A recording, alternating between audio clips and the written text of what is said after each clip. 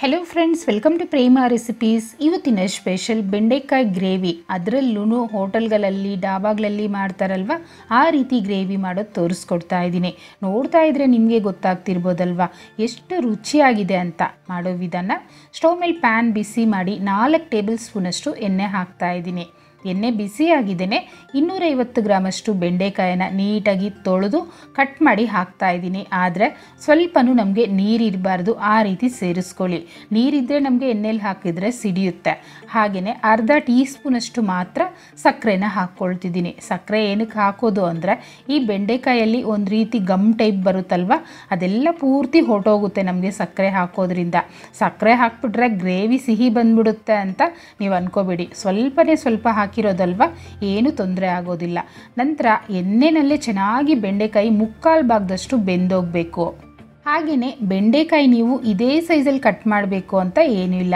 ಚಿಕ್ಕದಾಗಿ ಕಟ್ ಮಾಡಿ ಹಾಕ್ಕೊಳ್ತೀನಿ ಅಂದರೂ ಹಾಕ್ಕೊಳ್ಬೋದು. ಓಕೆ, ಇದು ಫ್ರೈ ಆಗ್ತಾ ಇರಲಿ. ಅಷ್ಟರಲ್ಲಿ ಒಂದು ಮಸಾಲೆ ಗ್ರೈಂಡ್ ಮಾಡ್ಕೊಳ್ಳೋಣ. ಮಿಕ್ಸಿ ಜಾರ್ ತೊಗೊಂಡು 1 ಟೇಬಲ್ ಸ್ಪೂನಷ್ಟು ಅಚ್ಕಾರದ ಪುಡಿ ಹಾಕ್ಕೊಳ್ತಾ ಇದ್ದೀನಿ. ಖಾರ ನೋಡ್ಕೊಂಡು ನಿಮ್ಗೆ ಎಷ್ಟು ಬೇಕೋ ಅಷ್ಟು ಸೇರಿಸ್ಕೊಳ್ಳಿ. ಹಾಗೆ 1 ಟೇಬಲ್ ಸ್ಪೂನಷ್ಟು ಧನಿಯಾ ಪುಡಿ ಹಾಕ್ಕೊಳ್ತಿದ್ದೀನಿ. ನಂತರ ಅರ್ಧ ಟೇಬಲ್ ಸ್ಪೂನಷ್ಟು ಗರಂ ಮಸಾಲ ಹಾಕ್ತಿದ್ದೀನಿ.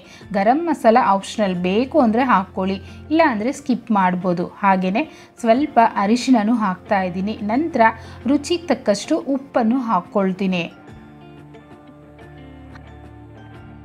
ಹಾಗೆ ನೋಡಿ, ನಾನು 3 ಟೊಮೊಟೊನ ಕಟ್ ಮಾಡಿ ಸೇರಿಸ್ಕೊಳ್ತಿದ್ದೀನಿ. ನಿಮಗೆ ಗ್ರೇವಿ ಥಿಕ್ನೆಸ್ ಎಷ್ಟು ಬೇಕೋ ನೋಡ್ಕೊಂಡು ನೀವು ಅಷ್ಟು ಟೊಮೊಟೊನ ಸೇರಿಸ್ಕೋಬೋದು. ನಂತರ 1 ಇಂಚಷ್ಟು ಶುಂಠಿ ಮತ್ತು 1 ಗಡ್ಡೆಯಷ್ಟು ಬೆಳ್ಳುಳ್ಳಿ ಹಾಕ್ಕೊಳ್ತೀನಿ.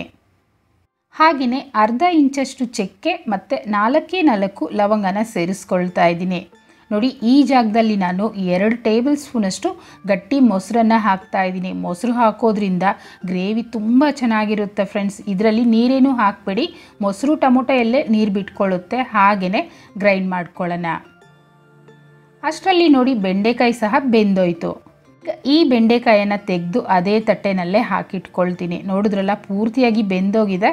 ಇನ್ನು 1 ನಿಮಿಷ ನಾವು ಗ್ರೇವಿನಲ್ಲಿ ಹಾಕಿ ಫ್ರೈ ಮಾಡಿಕೊಂಡ್ರೆ ಸಾಕಾಗುತ್ತೆ. ನಂತರ ಅದೇ ಎಣ್ಣೆಲೆ ಅರ್ಧ ಟೀ ಸ್ಪೂನಷ್ಟು ಜೀರಿಗೆ, ಹಾಗೆಯೇ 1 ಕಡ್ಡಿಯಷ್ಟು ಕರಿಬೇವನ್ನು ಹಾಕ್ತಾ ಇದ್ದೀನಿ. ನಂತರ 2 ಈರುಳ್ಳಿನ ಸಣ್ಣದಾಗಿ ಕಟ್ ಮಾಡಿ ಸೇರಿಸ್ಕೊಳ್ತಾ ಇದ್ದೀನಿ. ಈರುಳ್ಳಿ ಚಿಕ್ಕದಾಗಿ ಕಟ್ ಮಾಡ್ಕೊಳ್ಳಿ. ಹಾಗೆಯೇ ಪೂರ್ತಿಯಾಗಿ ಬ್ರೌನ್ ಆಗಬೇಕು. ನಾರ್ಮಲಾಗಿ ನಾವು ಫ್ರೈ ಮಾಡ್ತೀವಲ್ವ, ಅದಕ್ಕಿಂತ ಒಂದು ಸ್ವಲ್ಪ ಚೆನ್ನಾಗಿ ಕಲರ್ ಬರಬೇಕು. ನೋಡಿ, ಈ ರೀತಿ ಬಂದರೆ ಸಾಕಾಗುತ್ತೆ. ಈಗ ನಾವು ರುಬ್ಬಿಟ್ಟಿರೋ ಅಂಥ ಮಸಾಲೆ ಪೂರ್ತಿ ಹಾಕ್ಕೊಳ್ಳೋಣ.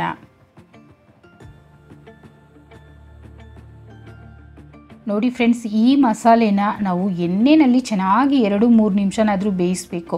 ಏಕೆಂದರೆ ನಾವು ಗ್ರೈಂಡ್ ಮಾಡೋದಕ್ಕೆ ಹಸಿ ಟೊಮೊಟೊ ಹಾಕಿದ್ದೀವಲ್ವ, ಅದರಿಂದ ಚೆನ್ನಾಗಿ ಬೇಯಿಸಬೇಕು. ಇಲ್ಲ ಅಂದರೆ ಹಸಿ ವಾಸನೆ ಬರೋ ಚಾನ್ಸಸ್ ಇರುತ್ತೆ.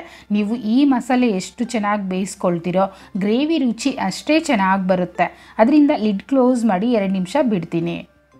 ಓಕೆ, ಈಗ ಓಪನ್ ಮಾಡಿ ನೋಡ್ತಿದ್ದೀನಿ. ನೋಡಿ, ಎಣ್ಣೆ ಎಲ್ಲ ಚೆನ್ನಾಗಿ ಬಿಟ್ಕೊಂಡಿದೆ, ಗ್ರೇವಿನೂ ಗಟ್ಟಿಯಾಗಿದೆ. ನೋಡ್ತಿದ್ರೇ ಎಷ್ಟು ಚೆನ್ನಾಗಿ ಕಾಣ್ತಾ ಇದೆ ಅಂತೀರಾ. ಈಗ ನಾವು ಫ್ರೈ ಮಾಡಿಟ್ಟಿರೋಂಥ ಬೆಂಡೆಕಾಯನ್ನು ಸೇರಿಸ್ಕೊಳ್ಳೋಣ. ಹಾಗೆ ಒಂದು ಸಲ ನೀಟಾಗಿ ಮಿಕ್ಸ್ ಮಾಡ್ಕೊಳ್ತೀನಿ. ನೋಡಿ, ನೀವು ಚಪಾತಿಗೆ ಮಾಡೋದಾದರೆ ನೀರನ್ನು ಹಾಕಬೇಡಿ, ಹೀಗೇ 1 ನಿಮಿಷ ಬೇಯಿಸ್ಕೊಳ್ಳಿ. ಅಥವಾ ರೈಸಿಗೆ ಮಾಡೋದಾದರೆ ಒಂದು ಸ್ವಲ್ಪ ನೀರು, ಅಂದರೆ ಅರ್ಧ ಗ್ಲಾಸಷ್ಟು ಮಾತ್ರ ನೀರನ್ನು ಹಾಕ್ಕೊಳ್ಳಿ. ನಾನಿವತ್ತು ರೈಸಿಗೆ ಮಾಡ್ತಾ ಇರೋದ್ರಿಂದ ಅರ್ಧ ಗ್ಲಾಸ್ ನೀರನ್ನು ಹಾಕ್ಕೊಂಡಿದ್ದೀನಿ. ಈಗ ಪೂರ್ತಿ ಮಿಕ್ಸ್ ಮಾಡಿ ಮತ್ತೆ 1 ಅಥವಾ 2 ನಿಮಿಷ ಒಂದು ಕುದಿ ಬರೋವರೆಗೂ ಕುದಿಸ್ಕೊಂಡ್ರೆ ಸಾಕಾಗುತ್ತೆ. ಓಕೆ, ಫೈನಲಿ ನಮಗೆ ಬೆಂಡೆಕಾಯಿ ಗ್ರೇವಿ ಅಂತೂ ರೆಡಿ ಆಗೋಯ್ತು ಫ್ರೆಂಡ್ಸ್. ಎಷ್ಟು ಚೆನ್ನಾಗಿ ಕಾಣ್ತಾ ಇದೆ ನೋಡಿದ್ರಲ್ಲ. ನೋಡ್ತಿದ್ರೆ ನಿಮಗೆ ಗೊತ್ತಾಗ್ತಿರ್ಬೋದಲ್ವ ಎಷ್ಟು ರುಚಿಯಾಗಿರುತ್ತೆ ಅಂತ. ಈಗ ಸ್ಟೌವನ್ನು ಆಫ್ ಮಾಡ್ಕೊಳ್ತೀನಿ. ಇದರಲ್ಲೇ ಕೊತ್ತಂಬರಿ ಸೊಪ್ಪನ್ನು ಹಾಕ್ಕೊಳ್ತಿದ್ದೀನಿ.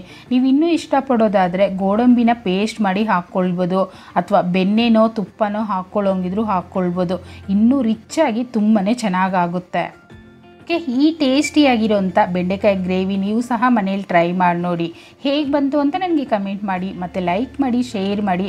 ಚಾನೆಲ್ನ ಸಬ್ಸ್ಕ್ರೈಬ್ ಮಾಡಲಿಲ್ಲ ಅಂದರೆ ಮೊದಲನೇದಾಗಿ ಸಬ್ಸ್ಕ್ರೈಬ್ ಮಾಡ್ಕೊಳ್ಳಿ. ಪಕ್ಕದಲ್ಲಿರೋ ಬೆಲ್ ಐಕನ್ನ ಕ್ಲಿಕ್ ಮಾಡಿ. Thank you.